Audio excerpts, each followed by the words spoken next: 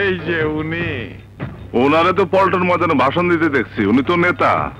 উনি হইলেন জনদরদি party president Ismail সর্দার। তো আমার কাছে কি? আমি চাই তুমি আমার হয়ে কাজ করো। কি কাম? রাজনীতি করতে গেলে অনেককে চড়থাপ্পড় দিতে হয়, আমরা তো আর সেটা পারি না।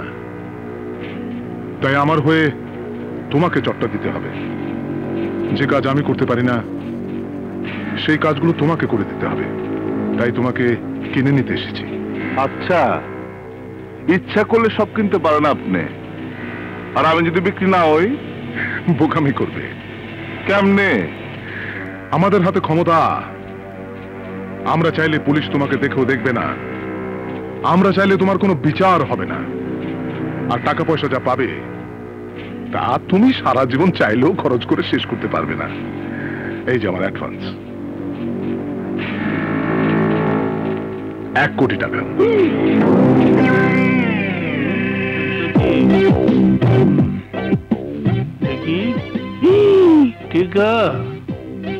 ও বাবা, এটা ব্যাংক দেখি।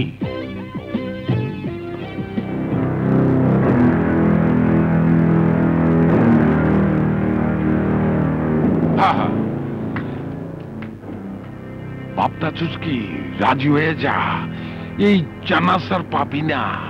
সরকারি দল সবকিছু বেশি বেশি। বাবুল,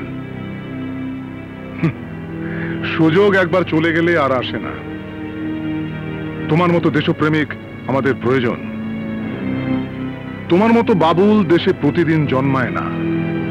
তোমার ক্ষমতা আমি আমার দলের প্রয়োজনে ব্যবহার করব। কি বলো? ইস, কিট্টু লাগছে রে, মগজটা দলে দিতেব। বাবুল, কবুল করে ফেলা। পুলিশের কাছ থেকে আর পলে থাকতে হইব না। বুক ফুলাইয়া মজ দোকান দিয়ে আসতে হাঁটতে যাবো, ট্রাফিক জাম করে ফেলামু, কে কিছু করতে পারবো না, টাকা আছে না। বাবুল, বাবুল রাজি হয়ে যাও। ও ভাই, বুঝাও।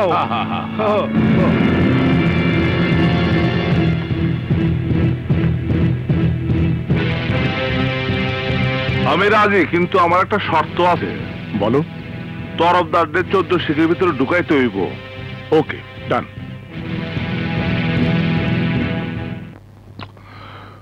তোমার প্রথম কাজ হচ্ছে, শম্ভু নামে একটা লোক আমার জায়গা অবৈধভাবে দখল করে আছে। তোমার কাজ হচ্ছে ওকে সরিয়ে দেওয়া। ওকে? এইটা আমার বস্তি।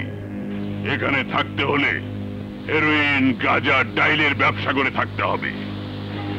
আর যদি কেউ পুলিশ সেই কথা কয়, তাহলে তার লাশ পড়ব। ঢাকা শহরে এমন কোন শক্তি নাই যে শম্ভুর সাথে লাগতে আসবে। ওই শম্ভু, তোর বাপ! আমার বাপ তো কবেই মরে গেছে। তুই আমার কোন বাপ? ঢাকা শহরের প্রতিদিন সকালে পেপার খুললে যার নাম দেখে, যার স্টল অফিস আদালতে সর্বক্ষণ যার আলাপ হয়, আমি সেই লোক বাবুল। শম্ভুর বস্তিতে একটা পিঁপড়াও ঢুকতে পারে না। তুই যখন ঢুকে পড়েছিস, তখন আর জীবন নিয়ে ফিরে যেতে পারবি না।